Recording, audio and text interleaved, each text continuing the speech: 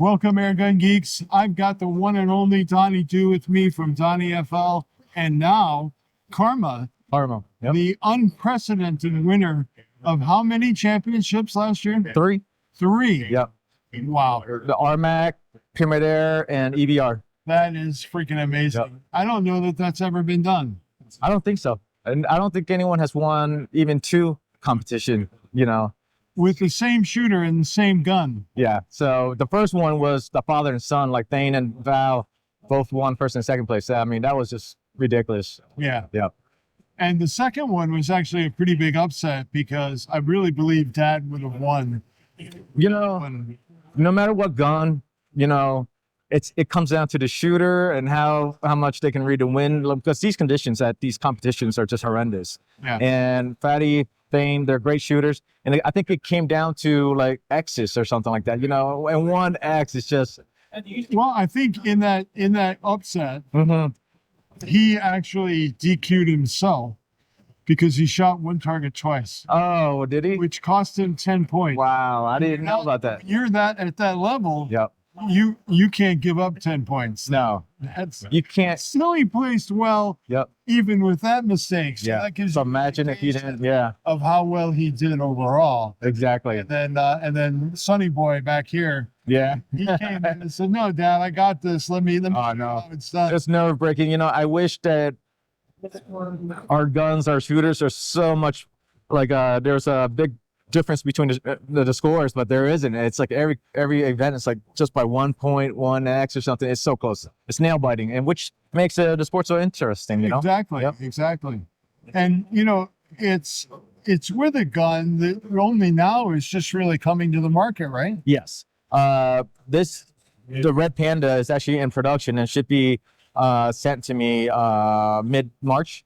So yeah, we were shooting with prototypes the whole time. So I know in the last competition, Thane was like adjusting his gun during the match, Oh my God. But he knows his gun so well that he knew that something was wrong and fixed it like on the fly. You have to know. You have to be know. really comfortable with your equipment in order to make changes like that right at the last minute. Yeah. Because that is. Yeah, you gotta have balls to to do it. Like in the competition and in the finals. Yes. Yeah. But he was confident. He's like, the gun shoots really good. I know that the pressure is losing pressure. Let me adjust it real quick. Wow. So like I wouldn't have done it. I would have just seen where it's shooting and then just adjust for it. But Thane has so much confidence in the gun and in his ability to tune it that he did it like on the fly and still win it. That's crazy. And I think that's a testament to the stability of the platform too. Yeah. When you can tweak with something like that and it doesn't come unglued, it stays together well enough to not only do well, but win. Yeah. And one of the things that is so different about these guns is that Thane tells people all the time, I don't mind giving away my gun, and I'll borrow Donny's gun, I'll borrow my dad's gun, I'll borrow this guy's gun.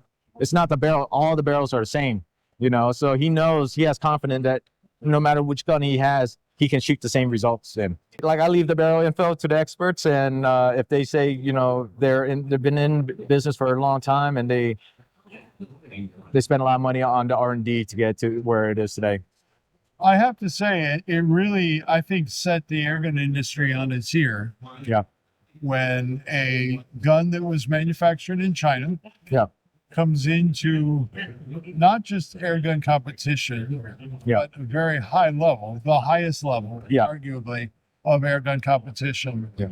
It doesn't just win one event, but actually sweeps the 3 biggest events in America. Yeah.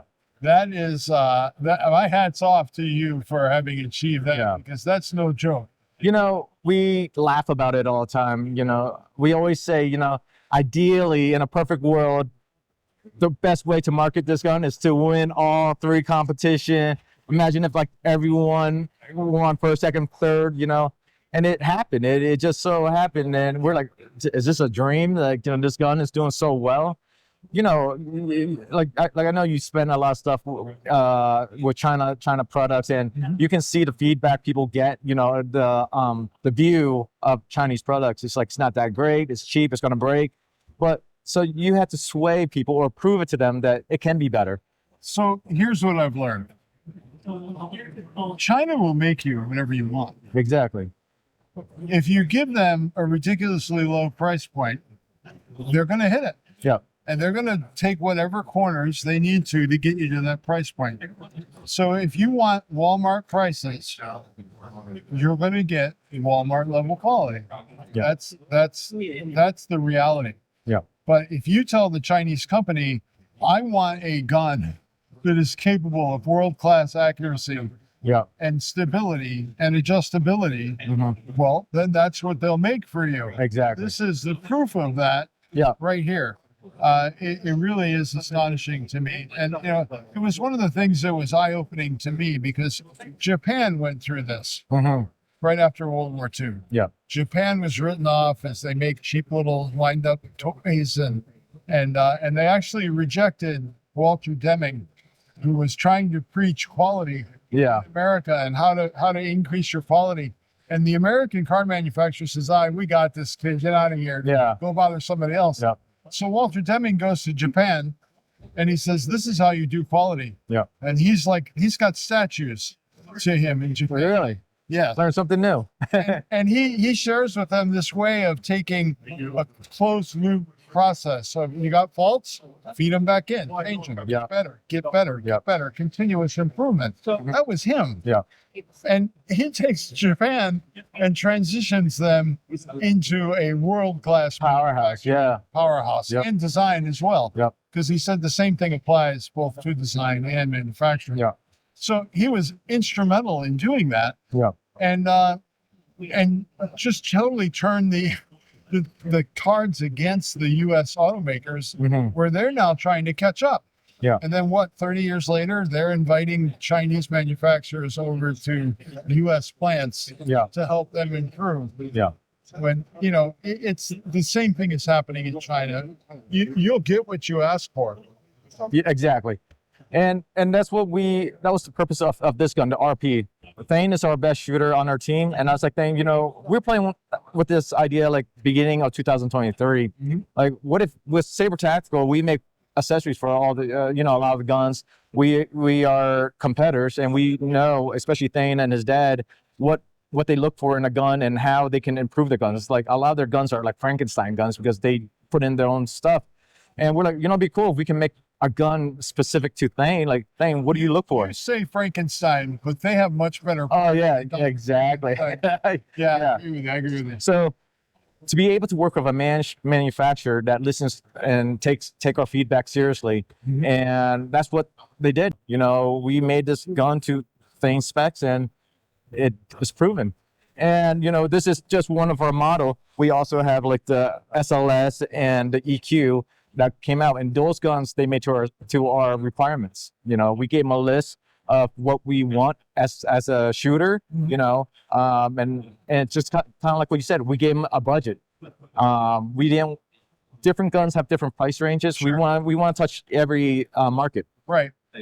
The cheap gun, you want to keep the quality there. We want to keep the quality there. Like the EQ, we want to keep the quality there, and then have third parties make accessories for it. So then it can, you know, the EQ is $900, and then you can add rails, you can personalize it the way you want it, and it can be like a $1,500 gun at the end. But you don't have to pay that up front. You can slowly modularize it. Get into it incrementally. Exactly. Yeah.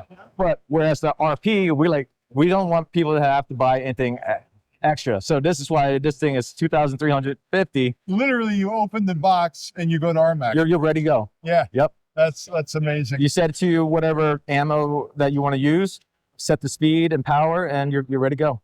Wow, that is too cool. Yep. And you've chosen IWA as your launching point for really the public launch of Panda, correct? Yeah. Yes. Yeah, that's right. And you know, I would have launched it earlier, but you know how it is with prototyping and getting everything ready in a. I spent a long time. Exactly.